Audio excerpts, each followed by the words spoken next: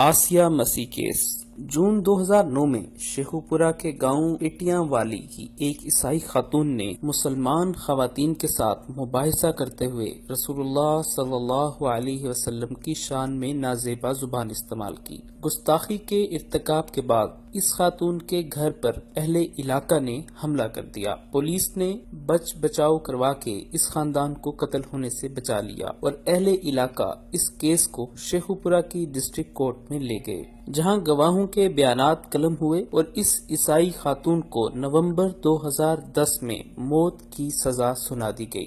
اس خاتون کے شوہر اسحاق مسیح نے فیصلہ کیا کہ وہ اس فیصلے کو لاہور ہائی کورٹ میں چیلنج کرے گا۔ ایک ماہ کا گزرنا تھا کہ گورنر پنجاب سلمان تاثیر نے فیصلہ کیا کہ اگر لاہور ہائی کورٹ فیصلہ برقرار رکھتی ہے تو وہ صدارتی معافی کے اختیار کو استعمال کروانے کے لیے صدر آصف علی زرداری سے اس عیسائی گستاخ خاتون کی معافی کے لیے اپیل کرے گا۔ اس دوران لاہور ہائی کورٹ نے اس معافی کی اپیل پر اسٹے آرڈر دے دیا اور اس عیسائی گستاخ خاتون کے خلاف ڈسٹرکٹ کورٹ شیخوپورہ کے جج محمد نوید اقبال کے فیصلے کو برقرار رکھا اور اس عیسائی گستاخ خاتون کو کوٹ لکھپت جیل کے ڈیتھ سیل میں ڈال دیا گیا۔ سلمان تاثیر نے اپنی گورنری کا اثر و رسوخ استعمال کر کے جیل میں اس گستاخ سے ملاقاتیں کی اور پریس کانفرنس کر ڈالی کہ ایسے کالے قانون کو ہم نہیں مانتے جس سے کسی اقلیتی کی جان کو خطرہ ہو۔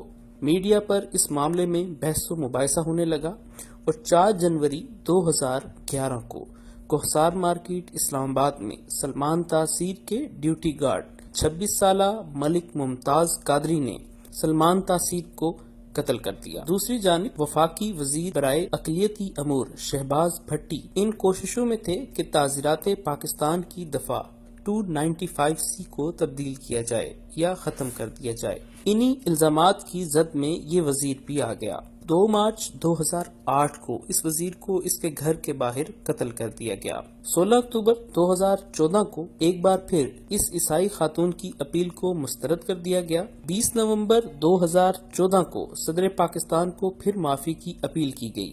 24 نومبر 2014 کو اسحاق مسیح نے پھر اپنی بیوی کے لیے سپریم کورٹ کا دروازہ کھٹکھٹایا اور 22 جولائی 2015 میں سپریم کورٹ آف پاکستان نے اس عیسائی خاتون کی سزائے موت کی سزا تب تک معطل کر دی جب تک اپیلوں کا فیصلہ نہیں آ جاتا۔ 26 مارچ 2016 میں دوبارہ ہائی کورٹ میں اپیل کی سماعت مقرر ہوئی۔ 13 اکتوبر 2016 کو 3 رکنی بینچ تشکیل دیا گیا۔ اسی صبح اسی بینچ کے جج جسٹس اقبال حمید الرحمان نے اس کیس کی سماعت سننے سے انکار کر دیا۔ اسی جج نے صدر پاکستان ممنون حسین کو اپنا استعفیٰ پیش کر دیا اور موجودہ chief justice of Pakistan justice Saqib Nisar نے 26 اپریل 2017 کو اسی عیسائی خاتون کی اپیل کی درخواست منسوخ کر دی۔ کیا آپ جانتے ہیں کہ یہ عیسائی خاتون کون تھی؟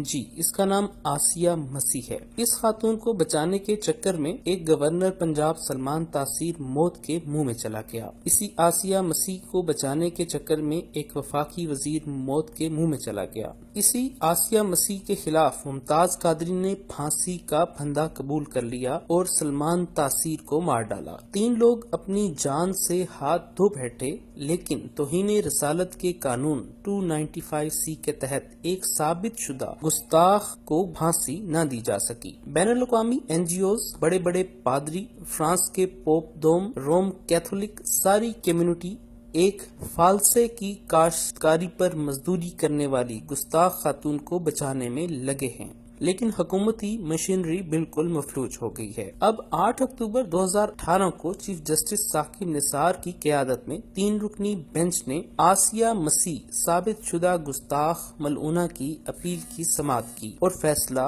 محفوظ کر لیا۔ کیا وجہ ہے کہ 9 برس بیت گئے اعلیٰ عدالتوں سے سزا یافتہ گستاخ کو سزا کیوں نہیں دی جا سکی؟ آخر رسول اللہ صلی اللہ علیہ وسلم کی توہین کے خلاف یہ قانون کس طرح بے اثر ہو گیا؟